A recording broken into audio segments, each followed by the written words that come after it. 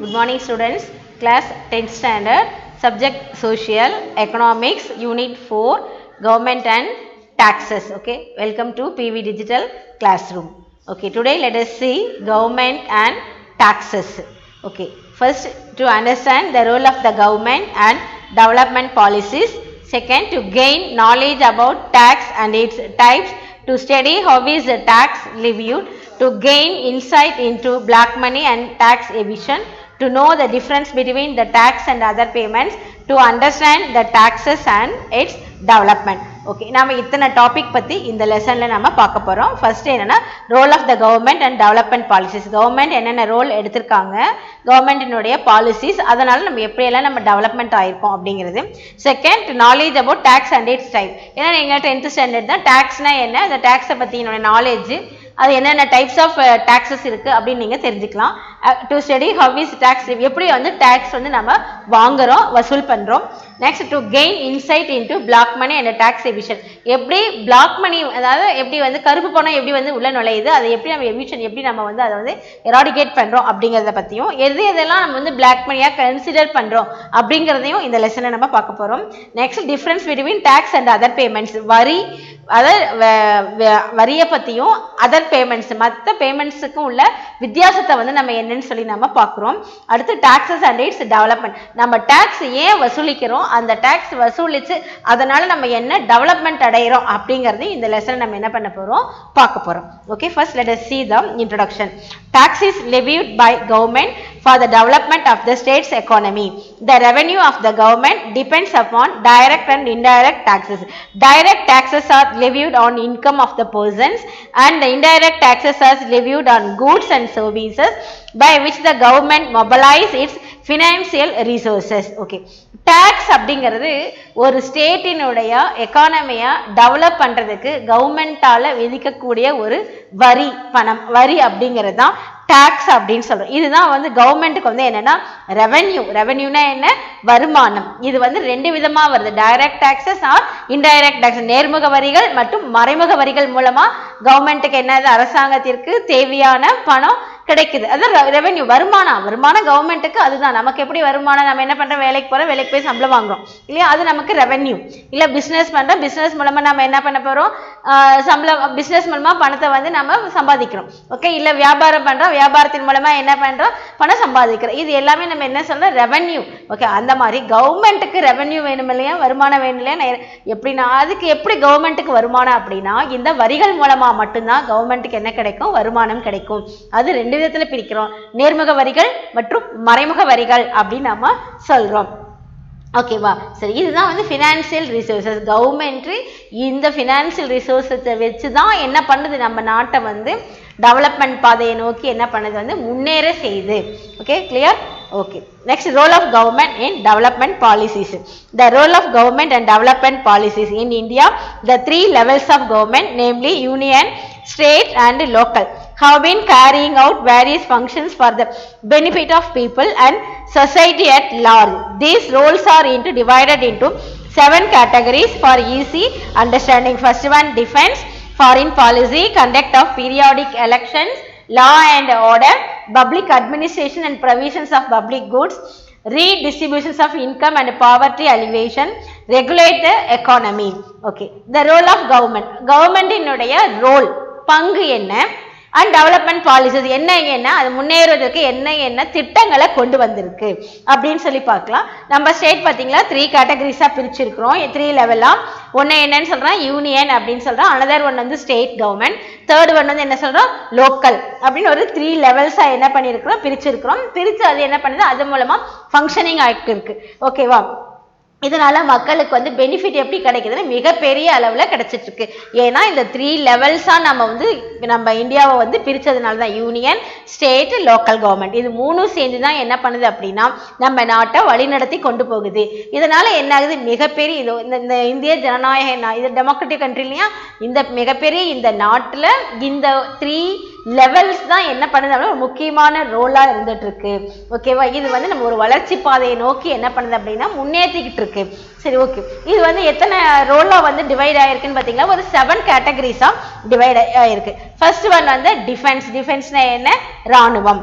This is an essential security function to protect our nations from our enemies. We know that we have three services, namely Army, Navy and Air Force. The Union government is responsible for creating and maintaining defense forces. Okay, defense na enna sonna nanu ராணுவம் அப்படின்னு சொன்னேன் இல்லையா.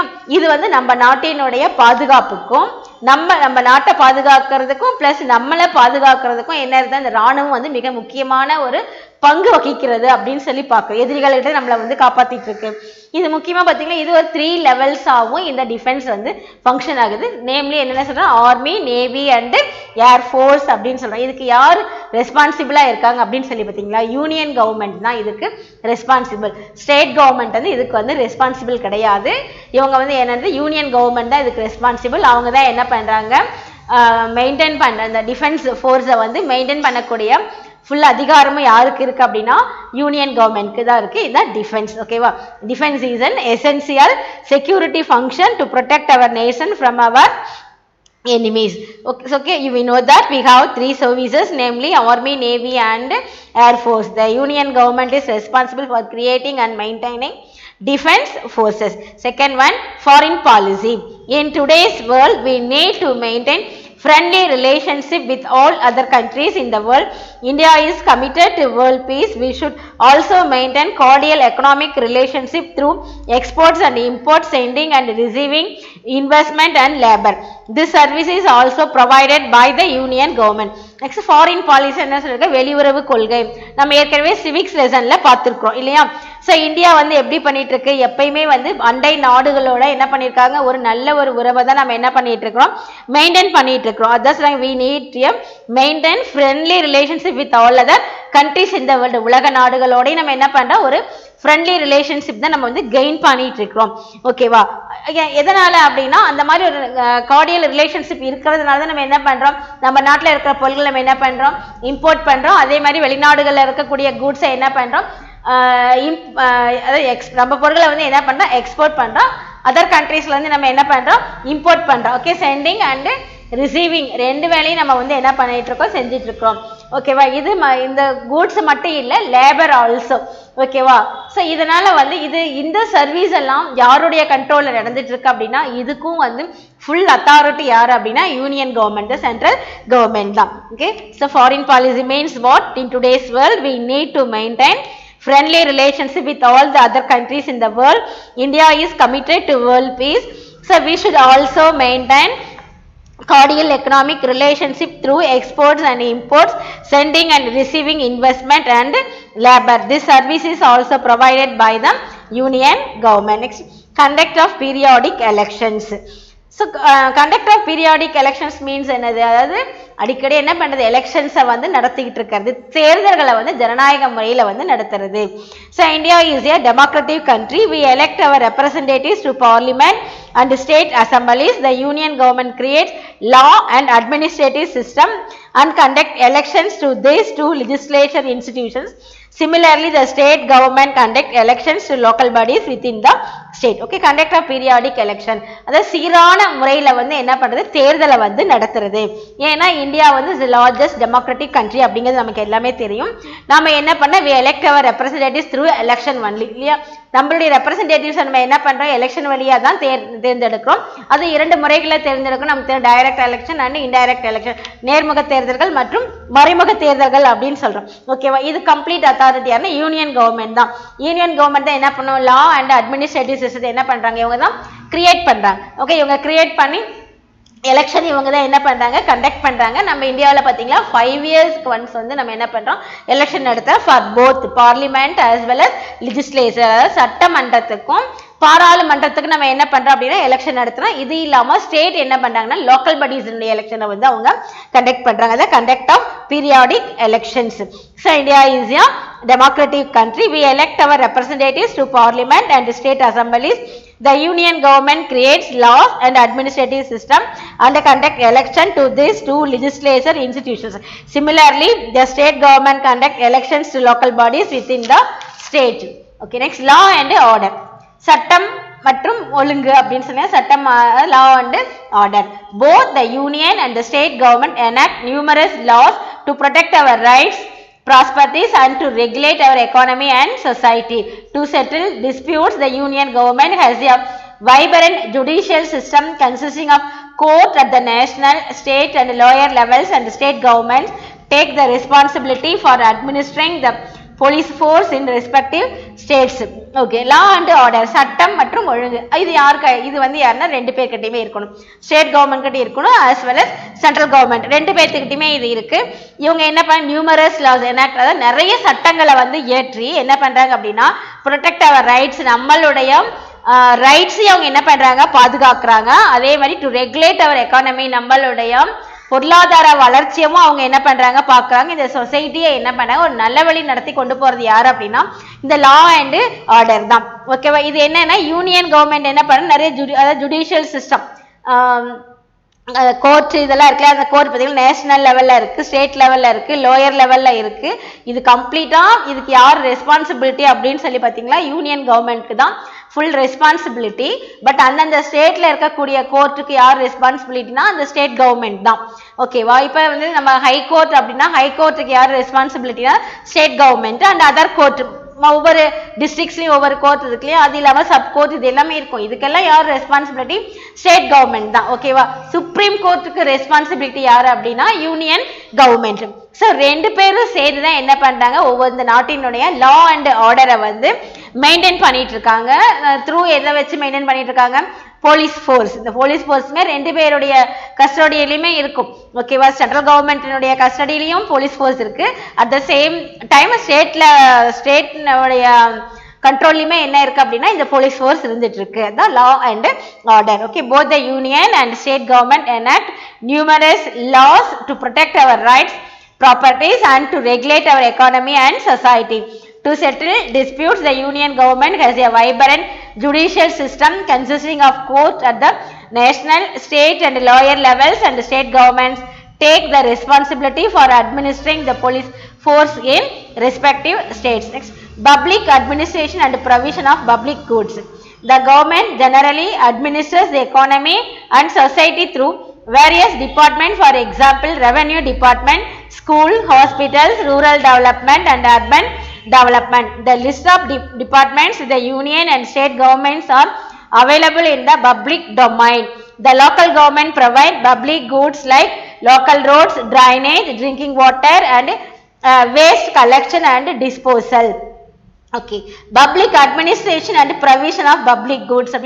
Public administrations, மக்களை பப்ளிக்கை வந்து administrate பண்றது யாரு, அப்புறம் provisions of public goods, இந்த public goods உடைய பாதுகாப்பு அதெல்லாம் யாரு அப்படின்னு. இது வந்து யார் அட்மினிஸ்ட்ரேட்டிவ் த்ரூ வந்து எப்படி அப்படின்னா நிறைய டிபார்ட்மெண்ட் இருக்கும். அந்த டிபார்ட்மெண்ட் மூலமா என்ன பண்றாங்க அப்படின்னா நம்ம பப்ளிக் இதெல்லாம் வந்து கம்ப்ளீட்டா என்ன பண்றாங்க அட்மினிஸ்ட்ரேட் பண்ணிட்டு இருக்காங்க. எக்ஸாம்பிளுக்கு என்னன்னா ரெவன்யூ டிபார்ட்மெண்ட், வருவாய்த்துறை மூலமா என்ன பண்றாங்க டாக்ஸ் கலெக்ட் பண்ணுவாங்க. இல்ல மற்ற அதர் சோர்சஸ் மூலமா இன்கம் என்ன பண்ணுவாங்க ஜெனரேட் பண்ணுவாங்க. அந்த இன்கம் மற்ற விஷயங்களுக்கு என்ன பண்ணுவாங்க அப்படின்னா அலாட் பண்ணுவாங்க. ஓகே, ஸ்கூல்ஸ் மூலமா நம்ம என்ன பண்றோம் படிக்கிறோம். Okay, hospitals, okay government hospitals மூலமா என்ன பண்றோம் மருத்துவ வசதிகளை வந்து கொடுத்துட்டு இருக்காங்க. இது ரூரல் ரெண்டு பேர்த்துக்குமே, ரூரலுக்கும் கொடுக்கணும், கிராமப்புறங்களுக்கும் கொடுக்கணும், நகரப்புறங்களுக்கும் கொடுக்கணும். இது யாரு அப்படின்னா கவர்மெண்ட். இதை வந்து அட்மினிஸ்ட்ரேட் பண்றது யாருன்னா கவர்மெண்ட் தான் வந்து அட்மினிஸ்ட்ரேட் பண்ணிட்டு இருக்காங்க for both categories, state as well as union.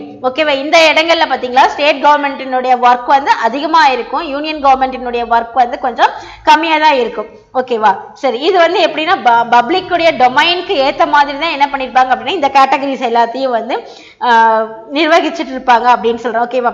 இப்ப லோக்கல் இது இல்லாம லோக்கல் கவர்மெண்ட்ங்கிறது எது பஞ்சாயத்து. இந்த பஞ்சாயத்து மூலமாவும் என்ன பண்றாங்க நமக்கு தேவையான ஃபெசிலிட்டிஸை வந்து கிரியேட் பண்ணிட்டு இருக்காங்க. என்னன்னா லோக்கல் ரோட் போடுறது, டிரைனேஜ், ட்ரிங்கிங் வாட்டர் அண்ட் இந்த வேஸ்ட் கலெக்ஷன், குப்பைகளை வந்து கலெக்ட் பண்ணி அதை வந்து டிஸ்போஸ் பண்றது.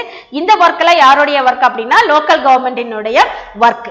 ஓகே, இதுக்கு எல்லாமே ரெவென்யூ வருமானம்னு ஒண்ணு வேணும் இல்லையா இந்த ஒர்க் எல்லாம் அலாட் பண்றதுக்கு. அப்போ இந்த ஒர்க் எல்லாம் யார் பாக்குறாங்க அப்படின்னா இந்த கம்ப்ளீட்டா யார் பார்ப்பாங்கன்னா ரெவென்யூ டிபார்ட்மெண்ட், வருவாய்த்துறைன்னு சொல்றோம் இல்லையா, அவங்க தான் இந்த ஒர்க் எல்லாம் என்ன பண்ணுவாங்க அப்படின்னா பார்ப்பாங்க. Next, redistribution of income and poverty alleviation. So government collect various taxes to finance the various activities mentioned earlier. The taxes are collected in a way that the high income people can bring in more tax revenue to the government than the poor. The government also spend money such that the poor are given some basic necessities of like food, shelter, clothing, education, health care and monthly income to the very poor person. Thus collecting taxes and spending for the poor is how the government redistributes income and introduce measure to reduce poverty. Okay, redistribution of income and poverty alleviation. Okay, government என்ன பண்ண அப்படின்னா various taxes collect பண்றது மூலமா என்ன பண்ண அப்படின்னா நிறைய வேலைகளை வந்து அவங்க செய்வாங்க. அது மட்டும் இல்ல பாவர்ட்டி அலிவேஷனா வறுமையை வந்து நீக்கணும். ஓகேவா, இது யாருடைய ஒர்க் அப்படின்னா இதெல்லாம் கவர்மெண்டினுடைய வேலை தான், அரசாங்கத்தினுடைய வேலை தான். அதான் redistribution of income and poverty alleviation அப்படின்னு சொல்றது. கவர்மெண்ட் என்ன பண்ணுது, வேரியஸ் டாக்ஸஸை வந்து கலெக்ட் பண்ணுறது ஃபினான்ஸ் டிபார்ட்மெண்ட் அப்படின்னு நம்ம சொல்றோம். இந்த டாக்ஸஸ் எல்லாம் என்ன பண்ணுவாங்க, கலெக்ட் பண்ணி அது மூலமா ஹை இன்கம் கிடைக்கும். ஓகேவா, அந்த இன்கம்மை என்ன பண்ணும் அப்படின்னா அந்த ரெவென்யூ டிபார்ட்மெண்ட் மூலமா புவர் பீப்புளுக்கு வந்து கொடுப்பாங்க. அதை எப்படி ஸ்பெண்ட் பண்ணுவாங்க அப்படின்னா சில பேசிக் நெசசிட்டிஸ், இப்போ ஃபுட் இல்லாத இடத்துல என்ன பண்ணுவாங்க, ஃபுட் அப்படின்னா என்ன ரேஷனிங் மூலமா என்ன பண்ணுவாங்க அப்படின்னா வருமானம் ரொம்ப கம்மியா இருக்கிறவங்களுக்கு இலவசமா நிறைய பொருட்களை வந்து கொடுக்கறது. அதே மாதிரி ஷெல்டர், நிறைய பேருக்கு என்ன பண்ணுவாங்க வீடு கட்டி தராங்க இல்லையா, அந்த குடிசை மாற்று வாரியம் இதெல்லாம் சொல்றேன் இல்ல, நிறைய பிரதம மந்திரியினுடைய திட்டத்தின் கீழே வீடு, அதே மாதிரி பசுமை வீடுகள், இந்த மாதிரி வீடுகள்லாம் கட்டி தராங்களா, அதெல்லாம் ஷெல்டர். இதெல்லாம் யாருக்கு வீடுகள் யாருக்கு இல்லையோ அவங்களுக்கு என்ன பண்ணுவாங்க அப்படின்னா கண்டிப்பா வீடு கட்டித்தர வேண்டியது அரசாங்கத்தினுடைய கடமை அப்படின்னு சொல்லிட்டு அவங்க செஞ்சுட்டு இருக்காங்க. அதே மாதிரி உணவும் அப்படிதான். ஓகே, யாருக்குமே என்ன சொல்றாங்க, யாருமே வந்து உணவு செல்ஃப் சஃபிஷியன்சி இந்தியா அடைஞ்சதுனால என்ன பண்ணணும் அப்படின்னா அந்த உணவு வந்து யாருக்கும் இல்லைன்னு சொல்லக்கூடாது அப்படின்னா த்ரூ என்ன பண்றாங்கன்னா பிடிஎஸ் பப்ளிக் டிஸ்ட்ரிபியூஷன் சிஸ்டம் மூலமா என்ன பண்ணிட்டு இருக்காங்க, கொடுத்துட்டு இருக்காங்க அப்படின்னு பார்க்குறோம். அதே மாதிரி கிளாத்திங், எஜுகேஷன், படிப்பும் அப்படிதான் இல்லையா, எஜுகேஷன் கவர்மெண்ட் ஸ்கூல்ல என்ன பண்ணாங்க இலவச கல்வி தானே கொடுத்துட்டு இருக்காங்க. அவங்களுக்கு எல்லாமே இலவசம். மொத்தம் பார்த்தீங்களா 17 பொருட்கள் கொடுத்துட்டு இருக்காங்கல்ல இலவசங்கள் மூலமா. புக்ல இருந்தா அவங்க யூஸ் பண்ற செப்பல் வரைக்கும், சைக்கிள் வரைக்கும், பஸ் பாஸ் வரைக்கும் என்ன பண்றாங்க, இது எல்லாம் கவர்மெண்ட் வந்து நமக்கு ப்ரொவைட் பண்ணிட்டு தான் இருக்காங்க. ஓகே, அப்புறம் இவங்களை எல்லாத்தையும் மானிட்டர் பண்றாங்க இல்லையா, வேலை பார்க்குறாங்க இல்லையா, அவங்களுக்கு தேவையான இன்கமும் என்ன பண்ணணும் கவர்மெண்ட் தான் வந்து கொடுக்கும். அப்ப கவர்மெண்ட் அவங்களுக்கு தேவையான இன்கம் வருமான சேலரி அவங்க தரும் பொழுது அப்ப கவர்மெண்ட்க்கு என்ன தேவையா இருக்கு, ரெவென்யூ அப்படின்னு ஒண்ணு தேவை, வருமானம் அப்படின்னு ஒண்ணு தேவை. அந்த வருமானத்தை எப்படி ஜெனரேட் பண்ணுவாங்க, த்ரூ டாக்ஸஸ் மூலமா தான் என்ன பண்ணுவாங்க அப்படின்னா ஜெனரேட் பண்ணுவாங்க அப்படின்னு சொல்றாங்க. ஓகேவா, இதான் கவர்மெண்ட் என்ன பண்ணுவாங்க, மக்கள் கிட்ட இருந்தே கலெக்ட் பண்ணி மக்களுக்கே திருப்பி என்ன பண்றாங்க ரீடிஸ்ட்ரிபியூட் பண்றாங்க அப்படிங்கிறதா. மக்கள் கிட்ட இருந்தே இன்கம் கலெக்ட் பண்ணிப்பாங்க. கலெக்ட் பண்ண இன்கம் என்ன பண்றாங்க திருப்பி மறுசுழற்சி முறைன்னு தான் சொல்லணும், ரீடிஸ்ட்ரிபியூட். திருப்பியும் மக்களுக்கே திருப்பி அவங்க என்ன பண்றாங்க அப்படின்னா செலவழிக்கிறாங்க. இதனால என்னது, டு ரெடியூஸ் பாவர்ட்டி, மக்களின் அதாவது நம்மளுடைய வறுமை வந்து என்ன ஆகுது அப்படின்னா ஒழியுது அப்படின்னு சொல்லி லாஸ்ட் லெசன்ல பார்த்தோம் இல்லையா. எந்த அளவுக்கு நம்ம வந்து இண்டிபெண்டன்ஸ்க்கு அப்புறம் பார்த்தீங்கன்னா 2015 அண்ட் 16 நம்ம வந்து பெருமளவுக்கு நம்மளுடைய பாவர்ட்டி வந்து என்ன ஆயிருக்குன்னு பார்த்துருக்கோம், ரெடியூஸ் ஆயிருக்கு அப்படின்னு சொல்லி பார்த்தோம். ஓகே, அதான் redistribution of income and poverty alleviation. Okay, government collect various taxes to finance the various activities mentioned earlier. The taxes are collected in a way that the high income people can bring in more tax revenue to the government than the poor. The government also spend money such that the poor are given some basic necessities of life like food, shelter, clothing, education, health care and monthly income to the very poor persons. Thus collecting taxes and spending for the poor is how the government redistributes income and introduce measures to reduce poverty. Next, regulate the economy. The union government through the Reserve Bank of India controls money supply and controls the interest rate, inflation and foreign exchange rate. The main objective is to remove too much of fluctuations in these rates. The union also control the economy through various other agencies such as Securities Exchange Board of India and Competition Commission of India. All the government in India run public sector enterprise to provide important goods and services at affordable rates to the poor. Regulate the economy, நம்மளுடைய வருமானத்தை என்ன பண்ணணும், regulate, ஒரு வரிசைப்படுத்தணும் அப்படிங்கிறது. இது யாருன்னா union government வந்து என்ன பண்றாங்க, through Reserve Bank of India. Okay, நம்ம யூனியன் கவர்மெண்ட்க்கு யார் ஃபண்ட் யார் தருவாங்க அப்படின்னு ரிசர்வ் பேங்க் ஆஃப் இந்தியா கிட்ட தான் நம்ம என்ன பண்ண முடியும், பணத்தை வந்து வாங்க முடியும், மணியை வந்து நம்ம ஜெனரேட் பண்ண முடியும். ஓகே, அதான் control money supply and control the interest rate, inflation, பணவீக்கம், பணவாட்டம், அதே மாதிரி ஃபாரின் எக்ஸ்சேஞ்ச் ரேட், இது எல்லாத்தையுமே கண்ட்ரோல் பண்றது எது அப்படின்னு சொன்னா ரிசர்வ் பேங்க் ஆஃப் இந்தியா தான். ஓகேவா, ரிசர்வ் பேங்க் ஆஃப் இந்தியா யாருடைய கண்ட்ரோல்ல, கவர்மெண்டினுடைய சென்ட்ரல் கவர்மெண்டுடைய கண்ட்ரோல்ல இருந்தாலும் ஒரு ஃபண்டை ஜெனரேட் பண்ணிட்டு அந்த ஜெனரேட் பண்ற ஃபண்டை எப்படி வந்து சப்ளை ஆஃப் மணி, எப்படி அந்த பணத்தை வந்து கொடுக்கறது, அப்புறம் எவ்வளவு இன்ட்ரெஸ்ட் எவ்வளவு போடுறது, இன்ஃப்ளேஷன், அப்புறம் ஃபாரின் எக்ஸ்சேஞ்ச், இது எல்லாத்தையுமே வந்து நிர்ணயம் பண்ணக்கூடியது எது அப்படின்னா இந்த ரிசர்வ் பேங்க் ஆஃப் இந்தியா தான். அவங்க மட்டுமே தான் என்ன பண்ண முடியும்னா நம்ம இந்த ஃபிளக்சுவேஷன்ஸ் எல்லாத்தையும் என்ன பண்ண முடியும், ரிமூவ் பண்ண முடியும் அப்படின்னு சொல்றோம். ஓகே, யூனியன் கவர்மெண்ட் வந்து அது வேரியஸ் அதர் ஏஜென்சிஸ் மூலமா என்ன பண்ணுவாங்க அப்படின்னா இந்த நம்மளுடைய மணி இந்த எக்கானமி லெவல வந்து ரெகுலேட் பண்ணுவாங்க. அது என்ன த்ரூ எது மூலமா, Securities Exchange Board of India அப்படிங்கிற அந்த அமைப்புகள் மூலமாகவும், காம்படிஷன் கமிஷன் ஆஃப் இந்தியா, இந்த ரெண்டுமே என்ன பண்ணுது அப்படின்னா இந்த பப்ளிக் செக்டார் என்டர்பிரைசஸ்ல வந்து ஒரு இம்பார்ட்டன்டான வந்து ரோல்ல இருக்கு. இது இல்லாம இன்னும் வந்து சில பப்ளிக் செக்டார் என்டர்பிரைசஸ் என்ன பண்றாங்க அப்படின்னா இந்த நம்மளுடைய இதுல வந்து ஒரு அஃபோர்டபுள் ரோல் வந்து என்ன பண்ண பார்ட்டிசிபேட் பண்ணிட்டு இருக்காங்க அப்படின்னு பார்த்தோம். ஓகே, இந்த 7 கேட்டகரிஸ் என்ன பண்ணிட்டு இருக்காங்க நம்ம சொன்னோம் ஆல்ரெடி. இந்த role of government and development பாலிசிஸ்ல இந்த 7 கேட்டகரிஸ்மே என்ன பண்ணிருக்காங்க, இம்ப்ளிமெண்ட் ஆயிருக்குன்னு பார்க்கிறோம். ஃபர்ஸ்ட் என்ன சொன்ன, டிஃபென்ஸ், அப்புறம் foreign policy, conduct of periodic elections, law and order, public administration and provisions of public goods, redistributions of income and poverty alleviation, regulate the economy. Okay, இப்பதான் நம்ம அடுத்து என்ன டாபிக் வர போறோம், டாக்ஸ். டாக்ஸ்னா என்ன, வரி. வரினா என்ன அப்படின்னா மக்கள் கிட்ட இருந்து வசூல் பண்ணி அந்த பணத்தை மக்களுக்கே செலவு பண்றதை நம்ம என்னன்னு சொல்றோம், டாக்ஸ் அப்படின்னு சொல்றோம். இதனுடைய அதாவது எஸ்டிமேட் அப்படிங்கிறது தான் இந்த டாக்ஸினுடைய மீனிங். ஓகேவா, இந்த வேர்டு பாத்தீங்கன்னா the origin of the word tax is from taxation which means an estimate. ஓகேவா, இந்த வேர்டு வந்து taxation அப்படிங்கிற வேர்டு தான் என்னவா மாறிடுச்சு, டாக்ஸ் அப்படின்னு மாறிடுச்சு. டாக்ஸ்னா என்ன மீனிங் அப்படின்னு சொல்லி பாத்தீங்களா, எஸ்டிமேட் அப்படிங்கிற ஒரு மீனிங் தான். Taxation is a means by which government finance their expenditure by imposing charges on citizens and corporate entities. The main purpose of taxation is to accumulate funds for the functioning of the government machinery. Tax has come into forefront on account of the new concept of welfare state. Modern governments do not confine themselves to law and order only. The importance of public finance tax has vastly increased in recent years. Tax are compulsory payments to government without expectation of direct return or benefit to the taxpayer. Professor Seligman also defined a tax as a compulsory contribution from a person to the government to defray the expense incurred in the common interest of all without reference to special benefits conferred.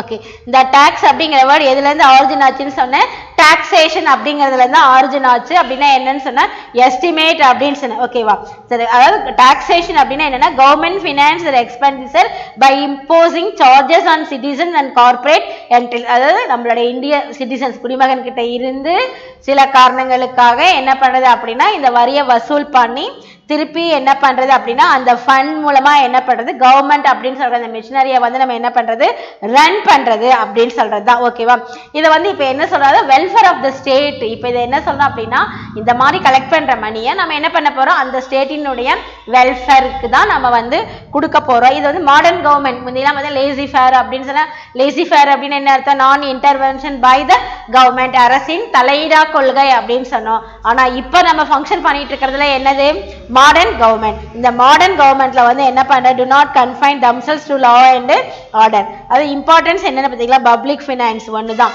இந்த public finance ரீசெண்டா என்ன அப்படின்னா பொதுமக்கள் இப்ப ரீசெண்டா இந்த income வந்து நிறைய இன்க்ரீஸ் ஆயிட்டு இருக்கு. எப்படி அப்படின்னு சொன்னா ஜிஎஸ்டி இல்ல பல விதமான வரிகள் மூலமா என்ன கிடைச்சிட்டு இருக்கு அப்படின்னு நமக்கு டாக்ஸ், நமக்கு வந்து வரிகள் வந்து நிறைய கிடைச்சிட்டு இருக்கு. அதனால நம்மளால என்ன பண்ண முடியுது, அந்தந்த ஸ்டேட்டை வந்து நல்ல ஒரு முன்னேற்றமான பாதையில நம்மளால கொண்டு செல்ல முடியுது அப்படின்னு சொல்றாங்க. ஓகே, கவர்மெண்ட் அதாவது டாக்ஸ் அப்படிங்கிறது கம்பல்சரி பேமெண்ட் தான்.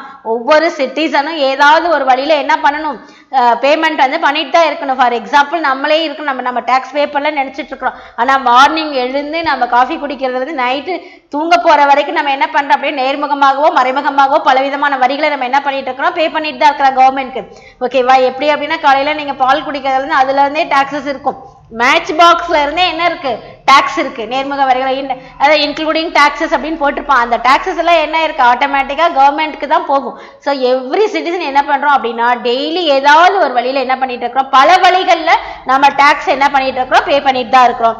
அந்த டாக்ஸ் தான் கவர்மெண்ட் என்னன்னு சொல்றோம், ரெவன்யூ அப்படின்னு சொல்றது. கம்பல்சரி பேமெண்ட் தான் கவர்மெண்ட் கட்டாயமா கவர்மெண்ட்டுக்கு கொடுக்க வேண்டிய ஒரு மணி அப்படின்னு, வித்தவுட் எனி எக்ஸ்பெக்டேஷன், எந்த விதமான எதிர்பார்ப்புகளும் இல்லாம நம்ம கவர்மெண்ட் கொடுக்க வேண்டிய ஒரு மணி தான். ஓகே, இதை வந்து பெனிஃபிட்ல எதிர்பார்த்து கொடுக்க கூடாது. ஓகே, நம்ம வந்து டாக்ஸ் பே பண்றோம், அது யாருக்கு வேணா அந்த பெனிஃபிஷரிஸ் என்ன பண்ணும் போகும். இதுதான் வந்து செலிங்சன் அப்படிங்கிற ப்ரொஃபஸர் என்ன சொல்றாரு அப்படின்னா, tax is a compulsory contribution from a person to the government to defray the expenses incurred in the common interest of all without reference to special benefits conferred அப்படின்னு சொல்லுது. ஓகே, நம்ம ஏன் டாக்ஸஸ் எல்லாம் போடுறோம் அப்படின்னு சொல்லி நம்ம பார்க்கலாம். அதுக்கு முன்னாடி டாக்ஸ் சிஸ்டம் என்னென்ன டாக்ஸஸ் இருக்கு அப்படின்னு சொல்லி பார்க்கலாம்.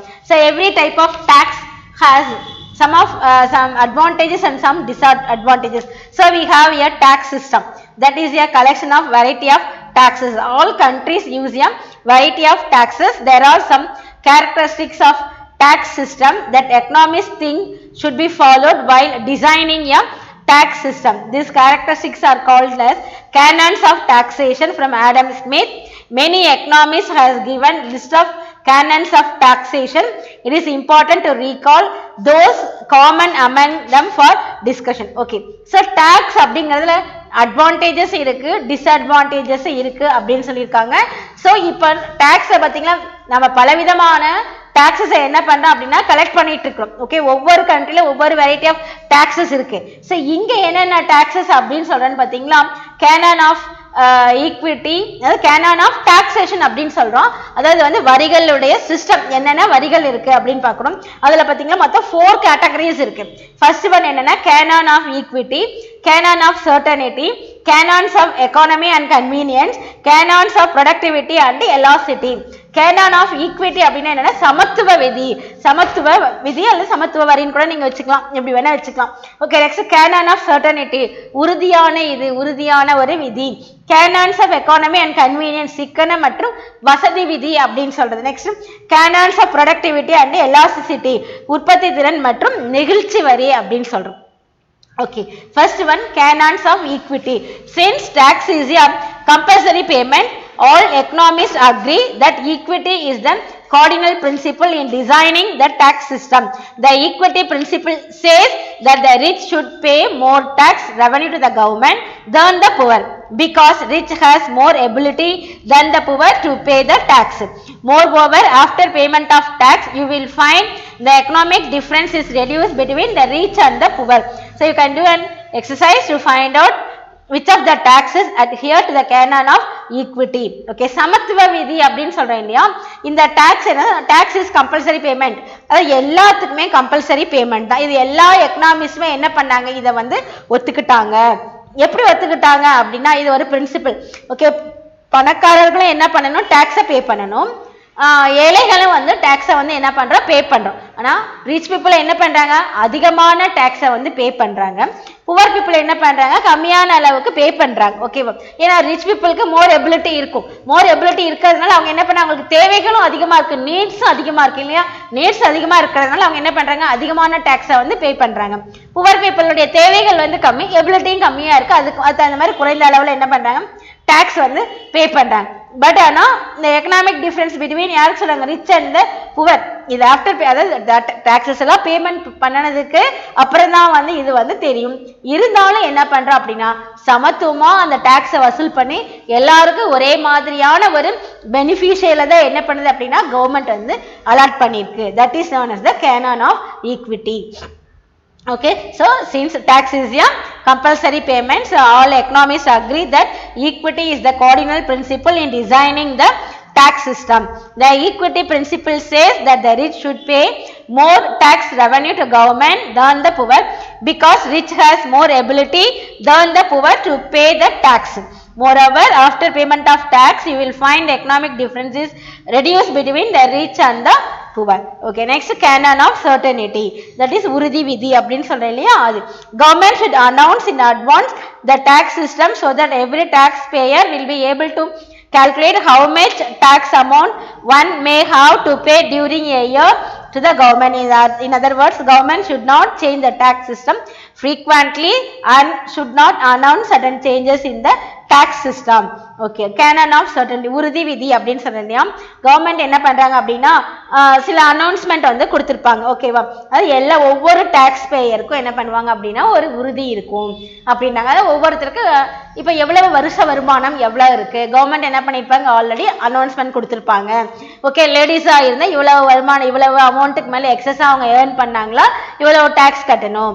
ஓகேவா, அதே மேல் கேண்டிடேட்டா இருந்தா இவ்வளவு டாக்ஸ் கட்டணும். இப்போ பாத்தீங்கன்னா ஒரு 5 lakhs வரைக்கும் கொடுத்துருக்காங்க. இப்போ இயர்லி இன்கம் வந்து 5 lakhs வரைக்கும் நம்ம வந்து இன்கம் நம்ம ஜெனரேட் பண்ண என்ன பே பண்ண வேண்டியதில்லை, டாக்ஸ் பே பண்ண வேண்டியதில்லை. 5 lakhsக்கு எக்ஸஸா போனா நம்ம டாக்ஸ் கட்டி தான் ஆகணும். இதுல ஃபீமேல் கேண்டிடேட் வந்து இன்னும் கொஞ்சம் சில சலுகைகளை வந்து கொடுக்குறாங்க. அது இல்லாம தொழில் வரி அப்படின்னு சொல்லி என்ன பண்றோம் அப்படின்னா நம்ம அந்தந்த கார்பரேஷன் ஏரியால இருந்தா அதுக்கு தகுந்த மாதிரி கட்டிட்டு இருக்கிறோம். வீட்டு வரி அப்படின்னு வீட்டுக்கு தனியா கட்டிட்டு இருப்போம். அடுத்து பாத்தீங்களா வாட்டர் அப்படின்னு சொல்லிட்டு வாட்டருக்கு தனியா கட்டிட்டு இருப்போம். ரோட் டேக்ஸ் இந்த மாதிரி நிறைய நம்ம என்ன பண்ணிட்டு இருப்போம் கட்டிட்டு இருப்போம். இது வந்து எல்லாருக்கும் எப்படி இருக்கும் அப்படின்னா காமனா தான் இருக்கும். கவர்மெண்ட் என்ன பண்ண மாட்டாங்க அவ்வளவு சீக்கிரமா எந்த ஒரு டாக்ஸையும் வந்து என்ன பண்ண மாட்டாங்க சேஞ்ச் பண்ண மாட்டாங்க. ஃப்ரீக்வெண்டா அடிக்கடி என்ன பண்ண மாட்டாங்க இதை மாத்திக்கிட்டே இருக்க மாட்டாங்க. இது இந்த ஒரு சர்டன் பீரியட் வரைக்கும் என்ன பண்ணிட்டு இருப்பாங்க அந்த இது வந்து என்ன பண்ணிட்டு இருக்கும் ரன் ஆகிட்டு தான் இருக்கும். அதுதான் வந்து என்னன்னு சொல்றோம் canons of certainty. Next canons of economy and convenience, சிக்கனம் மற்றும் வசதிக்கு ஏற்ற மாதிரி நாம பண்றது.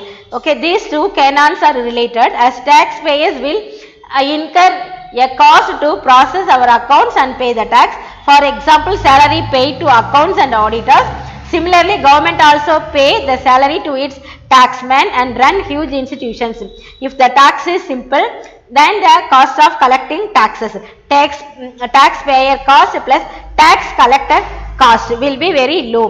Further, tax should be collected from a person at the time he gets enough money to pay the tax. This is called canon of convenience. A convenient tax reduces the cost of collecting tax. Okay, சிக்கனம் மற்றும் வசதி நம்மளுடைய வசதிக்கு ஏற்ற மாதிரி, அதாவது முந்தி சொன்னதெல்லாம் வந்து ஒன்னோட ஒன்று ரிலேட்டடா இருந்தது. இப்போ வந்து டாக்ஸ் நம்ம வந்து டாக்ஸ் பேயர் அப்படின்னு நான் வந்து வரி கட்டுறவேன், வருமான வரி நான் கட்டுறவேன் அப்படின்னு நான் இந்த வருமான வரி நான் கட்டிட்டு இருப்பேன். என்னதை வந்து இதில் நான் வந்து 2 விதமா கட்டலாம் இல்லையா. ஒன்று சேலரி மூலமா, salary paid to accounts and auditors. இப்போ வந்து சேலரி வந்து கவர்மெண்ட் என்ன பண்றாங்க அப்படின்னா த்ரூ வந்து இதுலயே போடும்போது சில இப்போ ஐடி கம்பெனில என்ன பண்ணுவாங்க உங்களுக்கு சேலரி தரும் பொழுதே ஒவ்வொரு மந்த் என்ன பண்ணுவாங்க அப்படின்னா டாக்ஸ் அப்படிங்கறத அதுலயே பிடிச்சிருவாங்க. ஓகேவா, ஆடிட்டர்ஸ் இந்த மாதிரி ஒரு ஸ்கீம் இருக்கு. இல்ல இயர்லி ஃபுல்லா கொடுத்துட்டு அதுக்கப்புறம் டாக்ஸ் கலெக்ட் பண்ற சிஸ்டமும் இருக்கு இல்லையா. இதுக்கு என்ன சொல்றா டாக்ஸ் கலெக்டர் அப்படின்னு தனியா ஒருத்தர் போட்டு அவங்க மூலமா என்ன பண்ணுது டாக்ஸை வந்து கலெக்ட் பண்றது. ஓகே, இது வந்து எப்படின்னா நம்மளுடைய வசதிக்கு ஏற்ப சில இடங்கள் என்ன பண்ணுவாங்க மந்த்லியா கலெக்ட் பண்ணி நம்மளுடைய நமக்கு தெரியாது மந்த்லியா வந்து டாக்ஸ் கலெக்ட் பண்ணும்போது நமக்கு வந்து இது இந்த நம்ம டாக்ஸ் பே பண்ற விஷயம் வந்து நமக்கு தெரியவே தெரியாது. இயர்லியா நம்ம பே பண்ணும்போது என்ன ஆகும் ஒட்டுமொத்தமா ஒரு பேர்டன் வந்து என்ன நமக்கு வந்து அந்த இடத்துல நிற்கும். அப்போ இது என்ன சொல்றாங்க அப்படின்னா government also pay salary to its taxman and huge institutions. சில இன்ஸ்டிடியூஷன்ஸ்லாம் கூட இருக்கும் இல்லையா, அந்த மாதிரி இடங்கள்ல மிகப்பெரிய ஒரு வருமானத்தையும் நமக்கு அது மூலமா என்ன பண்ணுறது கிடைச்சிட்டு இருக்கு அப்படின்னு சொல்றாங்க. ஓகே, இந்த இப்போ டாக்ஸ் பேயர் காஸ்ட் இந்த டாக்ஸ் கலெக்டர் காஸ்ட் பார்த்தீங்கன்னா ரொம்ப ரொம்ப கம்மியாக கூட ரொம்ப அது கம்மியாக இருக்கும். ஓகே, இப்போ சில நேரங்கள்ல எப்படி இருக்கும் அப்படின்னா பிஸ்னஸ் பீப்புள்கிட்ட கலெக்ட் பண்ணுற டேக்ஸ் வந்து எப்படி இருக்கும் ஒரு ஹியூஜ் அமௌண்ட்டாக இருக்கும். அவங்க வந்து ஒரு 3 or 4 கேட்டகரிஸில் அவங்க என்ன பண்ணுவாங்க பே பண்ணிட்டு இருப்பாங்க. ஸோ அது வந்து அவங்களுடைய கன்வீனியன்ட்டுக்கு ஏற்ற மாதிரி என்ன பண்ணுவாங்கன்னா 3 மாதம் 6 மாதம் 9 மாதம் 12 மாதம் எப்படி இருந்தாலும் இயர் எண்டிங்கில் வந்து நம்ம என்ன பண்ண போகிறோம் அந்த ரிட்டர்ன் கொடுக்க போகிறோம். ஆனால் ரிட்டர்ன்ஸ் கொடுக்கறதுக்கு முன்னாடி ஆல்ரெடி நம்ம பே பண்ணியிருந்தா இது எந்த விதமான ஒரு பிரச்சனையும் இல்லை. இன்னும் சில பேர் என்ன பண்ணுவாங்க நிறையா பாண்ட் வாங்கியிருப்பாங்க, இல்லை இந்த எல்ஐசி பாலிசிஸ் எல்லாம் போட்டிருப்பாங்க. இந்த மாதிரி பலவிதமாக என்ன பண்ணியிருப்பாங்க அப்படின்னா சேவிங்ஸ் மூலமாகவும் என்ன பண்ணுவாங்க அப்படின்னா டேக்ஸை வந்து பே பண்ணுறதை கொஞ்சம் தவிர்த்திருப்பாங்க, இல்லை ரெடியூஸ் கூட பண்ணியிருப்பாங்க. ஸோ தட் இது எல்லாமே என்ன அப்படின்னா நம்ம என்னென்ன இதில் வந்து டேக்ஸை வந்து எப்படியெல்லாம் கையாளுறது, சிக்கனம், அதான் சிக்கனம் அப்படிங்கிறது. ஓகேவா? இப்போ நம்மளுடைய பணத்தை நம்ம என்ன பண்ண போகிறோம், ஊதாரித்தனமாக செலவழிக்காமல் என்ன பண்ணுறோம், ஒரு குறிப்பிட்ட அமௌண்ட்டை வந்து சேவிங்ஸாக நம்ம போடுறோம். அப்போ சேவிங்ஸாக போடும்போது கவர்மெண்ட்க்கு என்ன இருக்கும், as well as வந்து இன்கம் வந்து இருந்துட்டு இருக்கு அப்படிங்கிறது தான். Okay, next canons of productivity and elasticity, உற்பத்தி திறன் அப்படிங்கிறோம் மற்றும் நெகிழ்ச்சி விதி.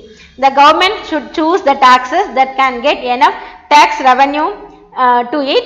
In other words, it should choose a few taxes that can fetch more tax revenue instead of lots of taxes and each one of them getting a little tax revenue.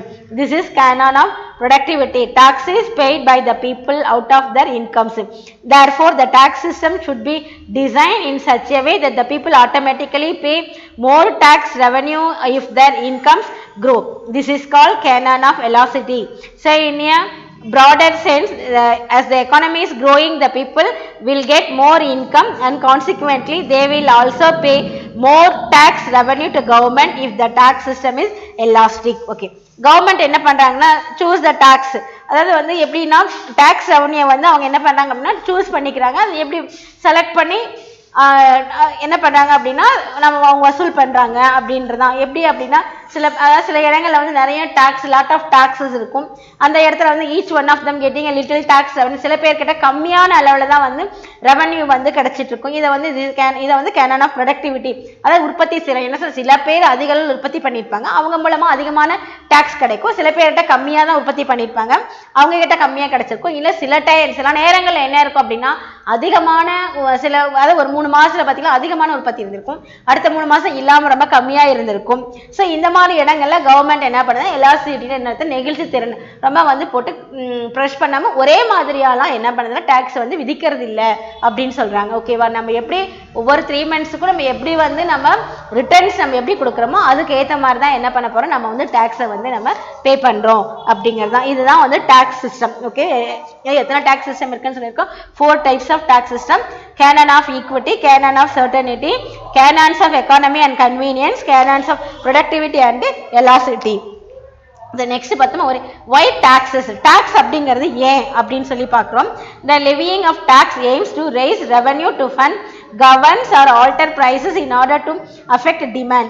States and their functional equivalents throughout history have used money provided by taxation to carry out many functions. Some of these include expenditures on economic infrastructures, transportation, sanitation, public safety, education, healthcare system, military, scientific research, culture and the arts, public works and public insurance, and the operation of government itself. The government ability to raise taxes is called its fiscal capacity. Fiscal capacity என்ன பண பரிவர்த்தனை அப்படின்னு சொல்றோம் இல்லையா, அதுதான் fiscal. Okay, இப்போ கவர்மெண்ட்க்கு வந்து பணம் வந்து தேவையா இருக்கு அப்படிங்கும்போது பல விதங்கள்ல என்ன பண்றோம், நமக்கு வந்து செலவினங்களும் வந்து இருந்துட்டு இருக்கு. என்னென்ன செலவு அப்படின்னு சொல்லி பார்க்கும்போது முதல்ல என்ன சொல்றோம், டிரான்ஸ்போர்ட்டேஷனை பத்தி நம்ம சொல்றோம். டிரான்ஸ்போர்ட்டேஷனா நம்ம என்ன பண்ண, ரோட்ஸ் ஃபெசிலிட்டிஸை கிரியேட் பண்ணி தரதுல இருந்து அந்த டிரான்ஸ்போர்ட்டுக்கு தேவையான ஃபெசிலிட்டிஸை கிரியேட் பண்ணி தர எல்லாமே கம்ப்ளீட் ஒர்க் யார்கிட்ட இருக்கு அப்படின்னா கவர்மெண்ட் கிட்ட for both central as well as state. அப்போ அந்த கம்ப்ளீட் ஒர்க்கும் அவங்களுக்கு செய்யணும் அப்படின்னா அவங்களுக்கு என்ன இருக்காது, தேவையான ஃபண்ட் கிடையாது. அப்போ அந்த ஃபண்டை என்ன பண்ண, ஒரு லிட்டில் அமௌண்ட் ஆஃப் ஃபண்டாவது என்ன பண்ணாங்க, ரெவன்யூவாவது என்ன பண்ணுவாங்க அப்படின்னா இந்த டாக்ஸஸ் மூலமா கிரியேட் பண்ணுவாங்க. எப்படி டிரான்ஸ்போர்ட்டேஷன்ல வந்து கிரியேட் பண்ணுவாங்க அப்படின்னா அவங்க என்ன ஒன்று டோல் பிளாசா மூலமா என்ன பண்ணுவாங்க, இன்கமை வந்து ஜெனரேட் பண்ணிப்பாங்க. அடுத்து பார்த்தீங்களா ஒவ்வொருத்தரும் நம்ம 2 வீலர் ஆர் 4 வீலர் வாங்கும்போது என்ன பண்ணுறோம், ரோட் டேக்ஸ் அப்படின்னு தனியாக என்ன பண்ணுறோம், பே பண்ணுறோம். அப்புறம் இன்னும் அதர் டாக்ஸஸ் அப்படின்னு சொல்லிட்டு பே பண்ணிட்டு தான் இருக்கும். அதெல்லாம் எதில் போயிடும் அப்படின்னா டிரான்ஸ்போர்ட்டேஷனுக்கு போயிடும். சானிடேஷன்ஸ்க்கு அதே மாதிரி தான். அப்புறம் பப்ளிக் சேஃப்டிக்கு என்ன பண்ணுறாங்க, இந்த ஃபண்ட்ல இருந்தெல்லாம் எடுத்து செலவு பண்ணிட்டு தான் இருப்பாங்க. எஜுகேஷன், ஏன்னா எஜுகேஷன் மூலமாக மணி கிடையாது, எஜுகேஷன் மூலமா ஏதாவது மணி வருமா, வரதுக்கு வாய்ப்பே இல்லை. பட் ஆனால் எஜுகேஷனுக்கு என்ன பண்ணணும், கவர்மெண்ட் வந்து செலவு பண்ணாதான் மற்ற நம்ம நாடே வந்து என்ன பண்ண, பொருளாதார வளர்ச்சியில வந்து முன்னுக்கு வர முடியும். அப்போ எஜுகேஷனுக்கு கவர்மெண்ட் என்ன பண்ணணும், செலவு பண்ணி தான் ஆகணும். மிலிட்ரிக்கும் செலவு பண்ணணும், சயின்டிஃபிக் ரிசர்ச், அப்புறம் culture and art, public work, public insurance, இது எல்லாமே கவர்மெண்ட்டினுடைய கண்ட்ரோல் தான். கவர்மெண்ட்க்கு இவ்வளவுக்கு என்ன தேவை இருக்கு, ரெவன்யூ தேவையா இருக்கு. இந்த ரெவன்யூ வந்து நம்ம என்னதான் நம்ம ஜெனரேட் பண்ணிட்டோம், குறிப்பிட்ட அமௌண்ட்டுக்கு மேலே என்ன பண்ண முடியாது, ஜெனரேட் ஃபண்டை வந்து நம்ம ஜெனரேட் பண்ண முடியாது. அப்போ எது மூலமா நமக்கு இன்கம் அப்படின்னா டாக்ஸ் மூலம் தான். இந்த டாக்ஸ் அப்படிங்கிறது இன்னையில இருந்து நம்ம கலெக்ட் பண்ணல, ஓல்டன் டேஸ்லயே நம்ம கலெக்ட் பண்ணியிருக்கோம் அப்படின்ட்டு இருக்காங்க. அது எப்பன்னு பாருங்க, taxation India has its roots from the period of Manusmriti and Ardhashastra. The present Indian tax system is based on this ancient tax system.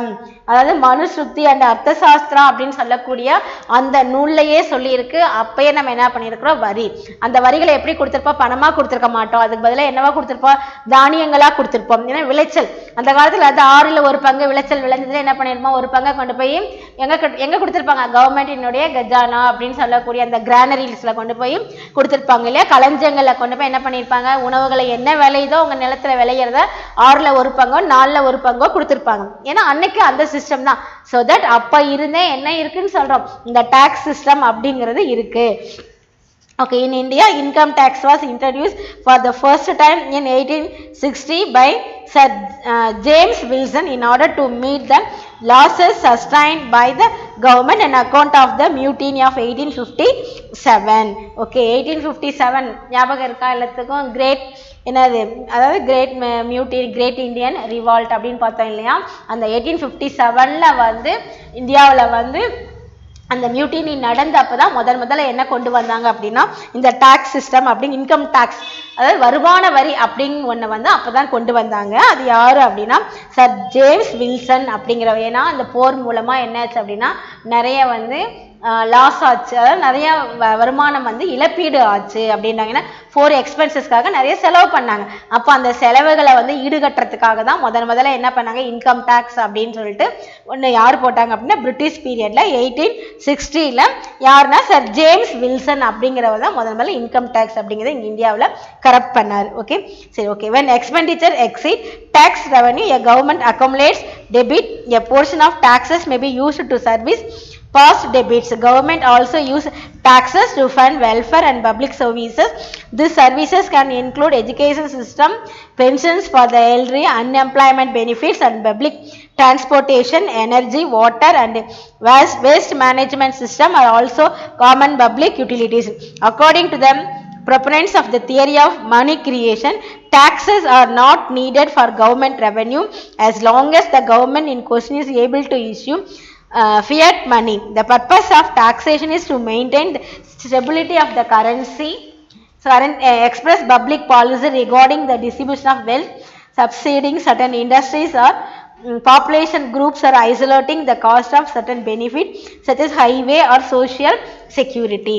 Okay, இந்த டாக்ஸ் அப்படிங்கிறது என்ன சொல்றாங்கன்னா கவர்மெண்ட்டினுடைய வருமானம் மட்டும் இல்லை, மற்ற அதர் டிபார்ட்மெண்ட்க்கு செலவு பண்ணுறது மட்டும் இல்லை, இதை தாண்டி என்ன சொல்கிறாங்க அப்படின்னா ஸ்டெபிலிட்டி, அதாவது ஸ்டெபிலிட்டி ஆஃப் த கரன்சி, நம்ம நாட்டினுடைய ஒரு ஸ்டெபிலிட்டி, நிலையான ஒரு தன்மைக்கும் இந்த டாக்ஸ் அப்படிங்கிறது என்னப்படுது, தேவைப்படுது. ஏன்னா நம்ம இவ்வளோ டாக்ஸ் கட்டுறோம் அப்படின்னா நம்ம இவ்வளோ வருமானம் இந்த நாட்டில் இருந்து கிடச்சிருக்கு, அதாவது என்னென்ன செக்டார்ஸ் மூலமாக கிடச்சிருக்கு, எவ்வளோ இம்போர்ட்ஸ் மூலமாக எவ்வளோ கிடச்சிருக்கு, எக்ஸ்போர்ட் மூலமாக எவ்வளோ கிடச்சிருக்கு அப்படிங்கிறத கால்குலேட் பண்ணி நம்மளால் என்ன பண்ண முடியும், ஜிடிபி அண்ட் மற்ற இதெல்லாம் நம்மளால அப்போ தான் ஈஸியாக என்ன பண்ண முடியும் அப்படின்னா கால்குலேட் பண்ண முடியும். அப்போ தான் பர் கேபிட்டா இன்கம் என்ன அப்படிங்கிறதெல்லாம் தெரிஞ்சுக்க முடியும். அப்போ டேக்ஸ் அப்படிங்கிறது என்ன சொல்கிறோம், மிக மிக ஒரு இன்றியமையாத ஒன்று அப்படின்னு சொல்லி இன்னைக்கு நம்ம சொல்லலை.